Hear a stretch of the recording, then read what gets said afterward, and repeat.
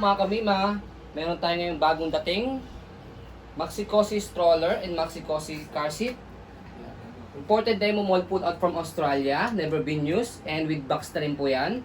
So itong stroller natin is with replacement box, and ito pong ating car seat is with replacement box din. Ayan, okay? Kompleto na po yan with car seat connector. Okay? So meron na rin pong manual ang stroller. Base. And then, meron na rin pong base. Ayan, ang ating pong car seat. Okay? So, ito po yung details po niya one by one. So, nag-iisa na lang po ito ha. Okay? Nag-iisa na lang po itong bagong dating natin. Ayan. So, ganito po yung setup po niya kapag naka-reverse. Ayan. So, naka-reverse na adjustable po yung handle. Okay? And then, yung pagkakaiga niya, fully recline niya. Ayan, napakahaba. Okay, kaya good for big kids. Ayan. And then big wheels po yung kanyang gulong. And then, ayan, adjustable po yung kanyang canopy. Okay? Pwede po siyang full canopy. Ayan. Naka-full canopy. Okay. So, ito po yung details po niya one by one. So, unahin natin na nakaganyang setup po siya na naka-reverse. Okay? And then, naka-fully reclined. And then, next natin, so, para hindi po, kung ayaw nyo po ng fully reclined, ayan, meron siyang zipper dito sa side. Full canopy. Ayan. Okay. Ayan. Zipper nyo lang po siya. So, next natin, para at least ma-adjust po siya ng semi-reclined or pagkakaupo niya, dito po siya ina-adjust sa likod. Ayan. Okay. Bumuo po siya. So, ang kinagandahan po dito sa Maxi-Cosi, ayan, street, yun po yung kanyang brand name, is, ayan, as you can see, yung kanyang pagkakaupo, ayan, flatten na flatten siya. Compare sa mga normal stroller, medyo naka-semi-reclined. And then, yung kanya pong pinakaupuan, mahaba siya dahil adjustable po itong kanyang leg rest. Ayan. Sa gitna. Sa gitna siya ina-adjust. Ayan. Okay. And then, super high-seated siya. Ayan. As you can see, ang taas. Alam naman po natin yung mga tao sa Australia, mga matangkad po ng mga tao, compare sa ating mga Pilipino. Ayan. Kaya yung mga stroller sa kanila talagang malalaki po talaga. Okay. Mga heavy duty and then matataas po. Okay. And then, ito kanyang front handle. And then, yung kanyang handle, ang ganda na. Okay. And then, sa pag-adjust ng kanyang handle, may pinipress po dito, left and right. Ayan. Okay. Ayan. So, sa pag-reverse po ng ating pong stroller, okay, sa mga heavy duty, ang na-adjust po talaga sa kanya is yung kanyang higaan. Okay, press dito, left and right, may button dyan. Pag na-press nyo na po yan, angat. Ayan. And then, reverse. Shoot nyo lang po yan dito. Left and right. Okay? And then, harap natin. Ayan. So, ganyan po siya kapag naka-front na. Yung kanyang higaan. Okay? And then, ito yung kanyang footrest. Tapakan po ng paa.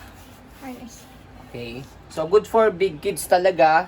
Ayan. Mga matangkad na mga babies. Dahil, yung leg ng baby po ninyo, kung haabot dito, siguro I think mga 3 years old, 4 years old na siya. Ayan. Yung gulong niya, as you can see, hindi talaga siya gamit. Okay, easy to maneuver, nag-swivel, ayan. And then kung gusto niyo pong one way lang sa likod, meron kayong i-slide. Ayan, ito pa sa likod po 'yon. Ito. Makakapanyo rito sa likod 'yan. Para kapag inaantok na si baby or nakatulog, ayan, naka one way na lang po siya para pwede niyo po siyang ihele. Okay, hindi na siya magro-rotate. Next natin yung kanyang body frame para makita po ninyo. Black na black siya. Ayan.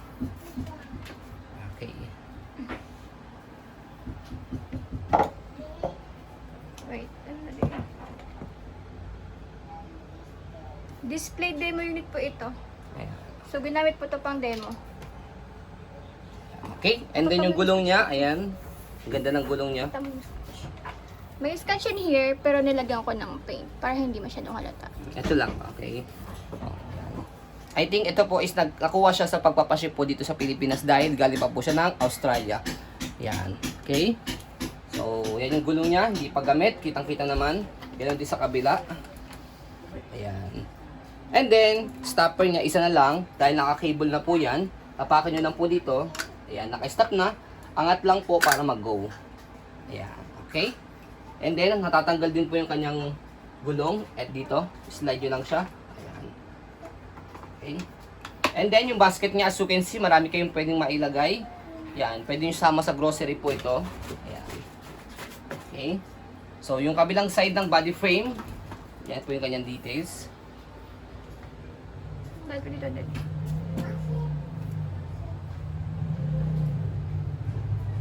Ang ganda nito. Yan. Okay. And then sa harapan, yung kanyang higaan, yan, demo natin is yung kanyang harness. Kompleto po yan sa harness niya. 5 harness, wala po yung putol sa kanyang belt lock. Ayan. Ito sa ibabaw, ito sa ilalim. Combine lang po yan. Ayan. Ganun din sa kabila. Ayan, wala siyang putol. And then next natin, ayan. So as you can see, meron kayo tatlong butas na makikita po rito. Pwede niyo po i-adjust po yan. Depende sa laki po ng baby po ninyo. Dito sa number 1 for newborn. Pangalawa for toddler. Pangatlo for kids. Ayan. Again, depende po sa laki ng baby po ninyo sa pag-adjust po ng harness. And then, ito po yung kanyang manual. Naka-intact pa po yan. Okay? Ayan. Next natin, yan. Tanggalin po muna natin itong kanyang higaan para diretso install na po ang ating car seat. Ayan. So, ito po yung ating car seat. Ayan. Myco 6. Ayan. Okay? So, ang kinagandahan po dito, meron na po siya kasamang base. Ayan. Ito po yung pinaka-base niya. So, may expiration po yung base na yan. Kaya hanggang 10 years. 9 years. Okay? 10 years. 10 years. Hanggang 10 years po siya. So, matagal niyo pa po magagamit po. And dahil ang manufacturing date po nito is 2022. So, hanggang 2032 niyo pa po magagamit po itong base nito. Okay? So, complete po yan. Wala po yung issue. Ayan. So, again, imported demo model po din po ito from Australia. Ayan. So, ito po yung details po niya 1 by 1. Ito yung kanyang handle. Kaya pagbubuhat din po ninyo, dito niyo po siya i-adjust sa gilid. May button po dito left and right. Ayan. Okay. Ayan. So, next natin yung canopy niya. Ayan yung canopy. Black na black. Wala po itong faded. Wala po siyang discoloration. And then next natin yung kanyang higaan. Ayan. Okay. Ito po yung kanyang headrest. Okay. Sa ulo ni baby. And then yung harness niya, kompleto po yan. Saka yung harness pad. So, press nyo po itong kulay pula na to. Ayan, pagkatatanggalin nyo po yung kanyang harness. And then next, para ma-adjust po yung kanyang harness, ayan, meron po ditong note. So, shoot nyo po yung daliri nyo dyan, may makakapa po kayong metal. Press nyo po yun and then, pag na-press nyo siya, hatakin nyo po ito. Ayan, para mag-loose yung kanyang harness. Ayan, okay? So, next, ang ginagandahan pa po dito sa Maxi-Cosi na Myco 6 na to, yan, yung kanyang magnetic po, holder. yung kanyang holder dito sa kanyang harness. Ayan. Kahit solo parents po or mag-isa lang si parents na maglalagay po sa baby niya, kayang-kaya. Ayan. Ayan. Dito. Ito yung magnet niya. Ayan. Okay, then nilalagay si baby. Okay, after lagay si baby, lagay yung shoulder. Yan, demo na rin natin. Ayan. Okay. So, kapag nalagay na po yung harness po niya, hatakin niyo po ito. Ayan. Ayan. Slowly niyo pong hatakin hanggang sa mag-fit po sa shoulder ni baby. Ayan. Saka sa hip ni baby. Okay? So, para naman po matanggal sa base, dito sa likod, ayan, press nyo po ito. Ayan, ito. Okay? Pag na-press nyo po yan, napakadali lang. So, natanggal agad ito. Okay? So, unahin natin yung base. Yung base niya, yan, 2020, August 2022. So, hanggang 10 years, so hanggang 2032 yung pa po siya magagamit. Ayan, yung kanyang details. Sa ilalim, sa gilid, sa kabilang gilid. Ayan. Okay? And then, ito po yung ating car seat. Ayan. Pwede siya maging rock. Ang kinagandaan pa po sa ating car seat is pwede siya pang airplane. Ayan. So, ayan. Aircraft, pwede siya sa airplane. Ayan, okay? So, next natin, sa pag-install naman po na, so by the way, ito po yung kanyang extension para sa paglagay po sa sasakyan po. Dito po yan sa likod. Ayan. extension po yan dito. So makikita nyo po yan, yung instruction po yan dito po. Sa gilid. Ayan. So, dito, sa pag-install. Sa aircraft, and then sa sasakyan, dito. Yan. Even sa stroller, nandyan na rin. Okay, kaya hindi po kayo mahihirapan sa pag-install po nito. Next natin, sa paglagay naman po ng car seat sa stroller. Ayan. Okay. So, dalawa na po yan. Magka-connect na po yan. Okay. So, salpak lang dito. Ganun din sa kabila. Okay. And then next natin, salpak dito. Make it sure na magkiklik siya. Okay. Para at least, alam nyo po na nakalak na po siya. And then to make it sure pa po, angat nyo po yung car seat. Pag nasasama yung stroller, at least nakalak na siya. Ayan. Paside mo, hindi nakakita Okay. sa video. Sobrang taas oh. Pag naka-car seat. So, ito po yung setup po niya kapag nakalagay na po sa stroller. Ayan. Nang late yung asawa ko. Ayan, taas. So, kinagandahan po sa ganito pong 2-in-1 na stroller and car seat. Yan. Kapag tulog po ang baby po ninyo sa sasakyan using this car seat, hindi niyo po siya kailangan buhatin o gisingin pa. Bubuhatin niyo na lang po itong car seat po niya and then Carrier. i-install niyo na lang po dito sa pinaka body frame ng stroller. Okay, yun po yung advantage po ng ganitong car seat. Ayan. Okay? So again, nag-iisa lang po ito. Paunahan na lang po tayo. Ayan. Napakabihira po na dumating po ang ganito pong sa aming stroller na Maxi-Cosi Street and then Micro 6 na baby capsule na car seat po. Ayan. And then turo naman po natin lastly sa pag-fold ng stroller. Ayan. So tanggalin po muna natin. Sa pagtanggal po ng car seat sa ating pong body frame na stroller, press nyo lang po dito. Ay, by the way, dito po muna. Ayan. So, ayan, may meron kayo makikita po dito. Angat nyo lang po yan. Press. Angat. Kasi kapag directly po kayo nag-press po dito, matatanggal po ito. Okay? So, dito na lang kayo mag-press para diretso na po sa pinaka-car seat matatanggal. Ganon din sa kabila. Left and right side. Ayan. Rewind nyo lang po itong video na to para at least hindi po kayo malito kung paano po siya gamitin. Kaya nagsisend po kami ng full detailed video. So next, sa pagtanggal naman po nitong car seat connector, ayan, dito. Meron kayong i-click dito. Ayan. Ganyan din sa kabila. Ayan. Etong button na to. Next natin, sa pag-install, uninstall ng stroller o sa pag-fold, ayan. Salpak muna natin siya. Ayan.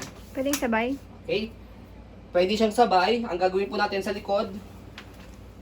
Okay, sa yung yung adjustment ng kanyang higaan, okay? Fold niyo po paharap. And then next sa Hindi handle. nakaayos yung ano. Sa handle, baba muna natin 'to. Okay. Sa handle, baba muna natin yung kanyang handle and then slide.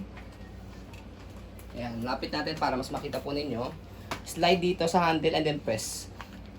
Okay? Kasi pag hindi nyo yung slide, nakalock dito. Okay? Slide, press.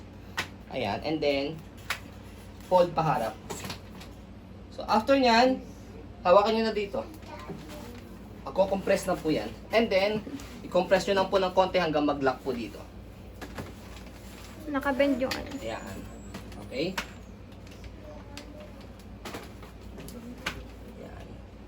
So, can stand alone po siya. Ayan. Kaya po yung sa pinaka-handle po niya, naturally na meron po siya magkakaroon ng minimal scratch po doon dahil yun po yung nag-i-stand po sa kanya. Ayan. So, sa pag-open sa kanya, napakadali lang din. Ayan. So, bukan nyo lang po ito. Tanggalin nyo lang po muna po yung kanyang lock sa gilid. Yan. And then, buka po yung kanyang handle.